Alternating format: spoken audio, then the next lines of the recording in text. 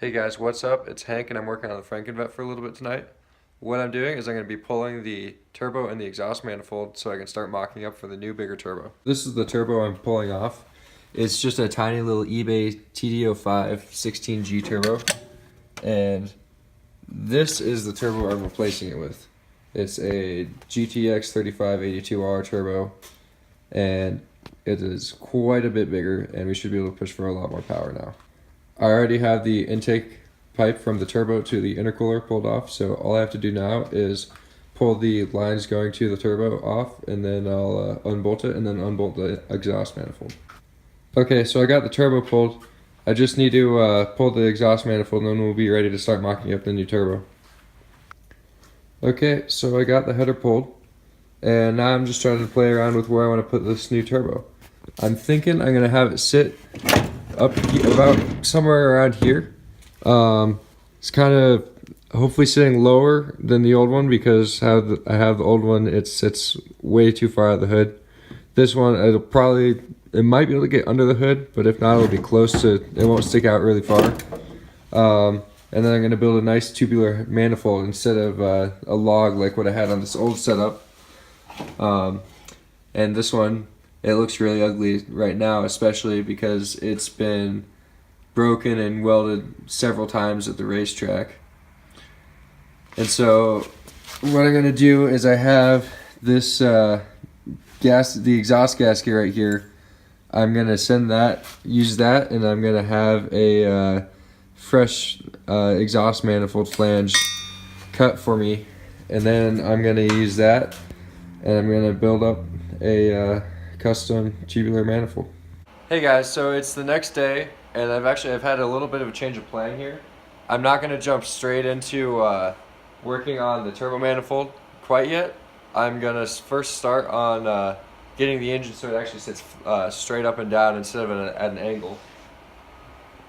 Now, the reason why it sits at an angle like that is because when I originally did the swap, I was using the Volvo transmission as well. And in the Volvo, the engine sits at an angle like this. And so to get the transmission to sit flat, I had to have the engine at an angle. But now I'm running a different transmission with an adapter plate that has two sets of bolt patterns on it to where I can rotate it so the engine and transmission are in a straight line, and so the engine will sit flat. There's the transmission out of the car.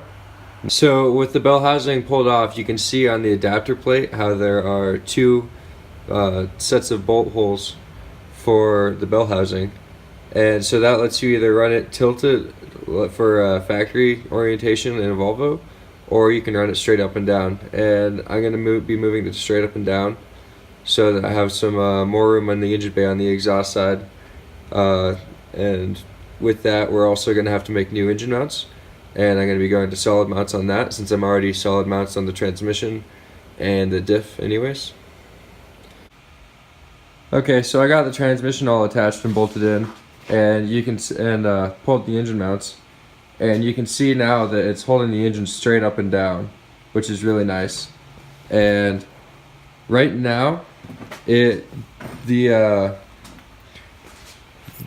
cam gears will still end up be sticking up out of the hood a little bit, but other than that, it looks like everything else will clear.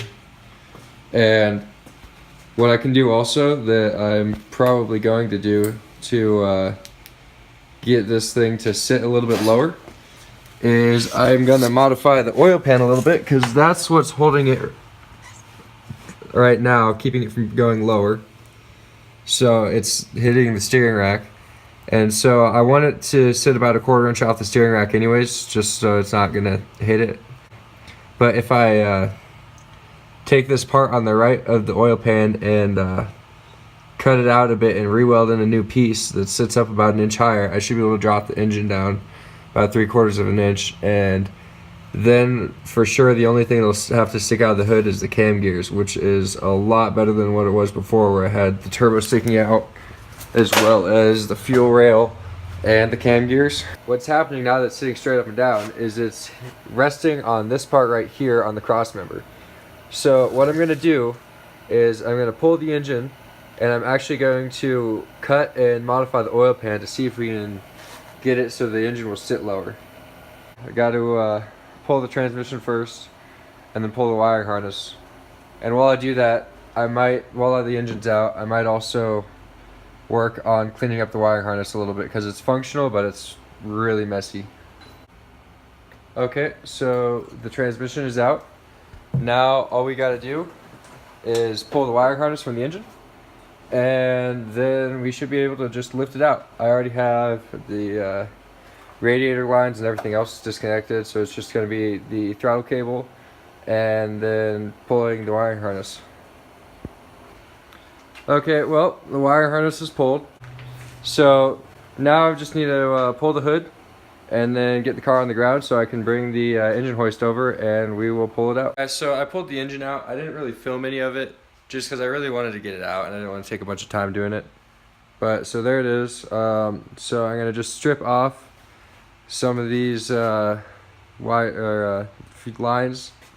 and then I'm going to pull the intake and exhaust manifold and then flip it upside down and then pull the oil pan and see how much we can take out of it. So I went ahead and got the oil pan off and everything else I wanted off. Basically what I'm going to do is I'm going to get out the plasma cutter and I'm going to cut about right here and this way and around, and then I'm going to take a piece of sheet metal and make it to kind of match this side, and so that'll really should give me a couple inches that I can drop the engine down, because so this part right here was resting on the front cross member and the steering rack right here, and so just clearancing the oil pan should let me drop the engine down and hopefully get it below the hood. So I cut the hole in it with plasma cutter. I followed this groove in the oil pan here because that's the like the lowest point, like the closest to the crankshaft, just so I can see how much clearance there is between the oil pan and the crankshaft. And so what I'm going to do now is, now that I see how much there is and I kind of know what I want to do, I'm going to go ahead and cut this wider, probably all the way out to the edge of this groove. And then I'm also going to take it a little bit farther back so that we can make it an even transition that follows this profile here on this side. So I got the hole cut out larger and pretty much how I want it. And so basically now all I got to do is I'm going to clean up this edge around here with a grinder. And then I need to make a new piece of metal to fill over this hole. Got the hole all cleaned up, and then I made a cardboard template that is the right shape that I can form it around the hole. And so now I'm going to go and trace that out onto this piece of steel and cut it out, and then try and tack it in place and form it around the oil pan. Okay, so I got the metal piece cut out and fit in, and I have it sitting here next to a unmodified oil pan, so you can just see just how much room it actually gives me. It gives me a good 1.5 to 2 inches of space that I can lower the engine down from the stock oil pan. And so from here, what's going to happen is I'm going to grind down all these welds that I have on it and tacks, and I'm going to take it into work tomorrow and TIG weld over everything.